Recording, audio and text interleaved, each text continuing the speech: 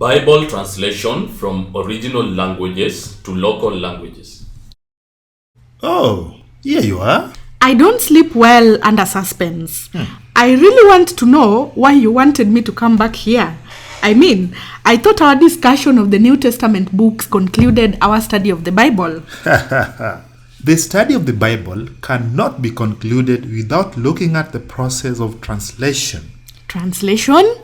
I think you lost me. See? That's why I wanted you to come back. Have a seat. This is going to be a long story. Okay. Now, today we have Bibles written in so many languages, our very own Kiswahili included. Even in mother tongue. I have seen one written in my local language. This was not always the case because the first Bible was written in Hebrew. Hebrew? The language of the Israelites who lived in Palestine at the time. It had to be translated all the way down to the many languages we use today. I see. So, by translation, what exactly do you mean? Translation refers to the expression of words, books, songs, poems, and sayings from one language to another. So, the original meaning is not lost? No, the original meaning must be preserved as much as possible. Understood. This Bible only contained the Old Testament books. Before long, the Bible was translated into Greek, and this was done 200 years before Christ was born. Why was it important to translate it into Greek? You see, at one point, the Israelites went into exile because they had been sinful before God. And God decided to punish them by allowing other countries to conquer them. Even though they returned back to their land years later, not all of them returned. Let me guess. The ones who didn't return could not understand the Hebrew language. That's right. And yet, the Jews of the diaspora too wanted to understand the Bible. So, it had to be translated to the only language that they understood at the time, which is Greek. Correct. The Greek translation was called the Septuagint. Septuagint. What does it mean? Well, Septuagint refers to the 70 scholars and the scribes who worked on the original language, translating it into Greek. Interesting. So they now had the Hebrew Bible and the Greek Bible, and both carried the exact same message. Actually, no. The Greek Bible contained more books than the Hebrew Bible. What? The Greek Bible had added other books, and this brought disagreements on which books were to be considered sacred. I expected that. So how did they solve the disagreement? Well, the two Bibles had to be harmonized, and a list of books was made that were recognized by both the Jews in Palestine and those of the diaspora.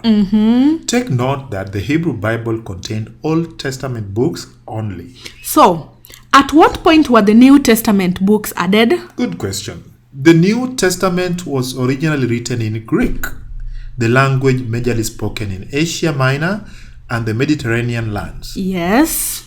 Now, next, the Bible was translated into Latin during the 4th century AD. And why was it necessary to translate it into Latin? Because this was the major language in the Roman Empire, and the empire was thriving at this time. A Roman emperor called Constantine the Great embraced Christianity, and so it was important to make the Bible readable in their language. Yes. This translation was called the Vulgate, meaning common use. It was done by a Christian scholar called Jerome. It continued to be used by Christian churches in Europe for many years, up to the 16th century AD. What happened in the 16th century AD? Something that came to be known as Reformation Period began.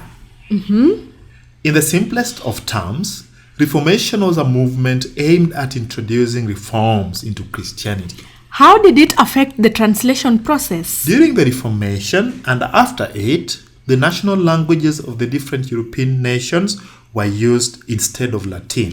Let me guess. The Bible had to be translated from Latin into these languages. Correct. The English and German translations were done at the time.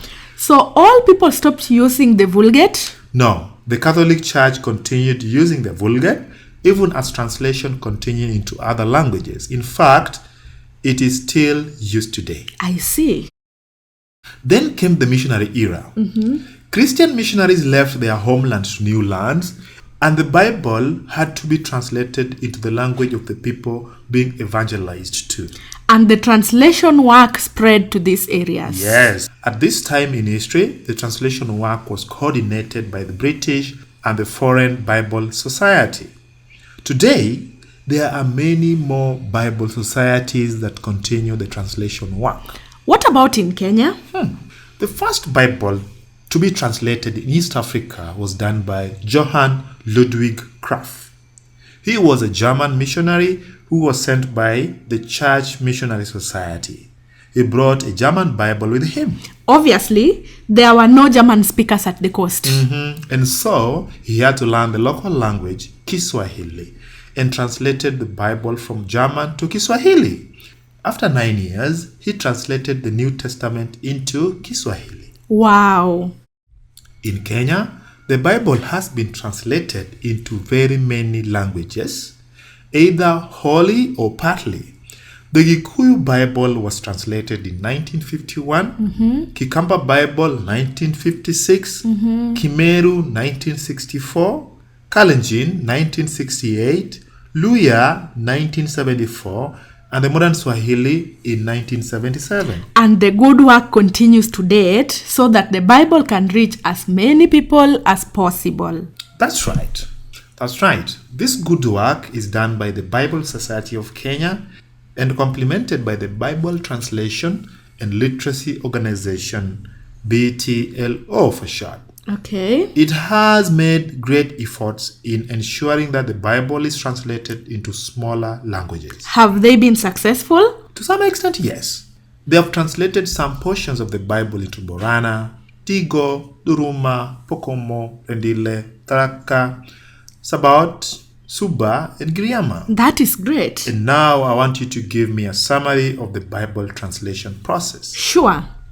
The first Bible was written in Hebrew, the language of the Jews. It was then translated into Greek 200 years before Christ was born. This translation was known as the Septuagint. After that, the Bible was translated into Latin during the Roman Empire, a translation which was known as the Vulgate. During the Reformation Period, which is in the 16th century AD, the Bible was translated into European languages such as German and English. In East Africa, Johann Ludwig Kraft, a missionary, translated the German Bible into Swahili, a process that took him 9 years. The work of translation has since continued to many Kenyan local languages, the first few being Gikuyu in 1951, Kikamba in 1956, Kimeru in 1964, Kalenjin in 1968, Luya in 1974, and modern Swahili in 1977. Currently, translation is ongoing for the more smaller tribes. Wonderful. Thank you. And now you have an assignment. Really? Yes, come back tomorrow with a list of all Bible versions that you can identify. Okay, I can do that. Thank you very much, Reverend. You are welcome, my child.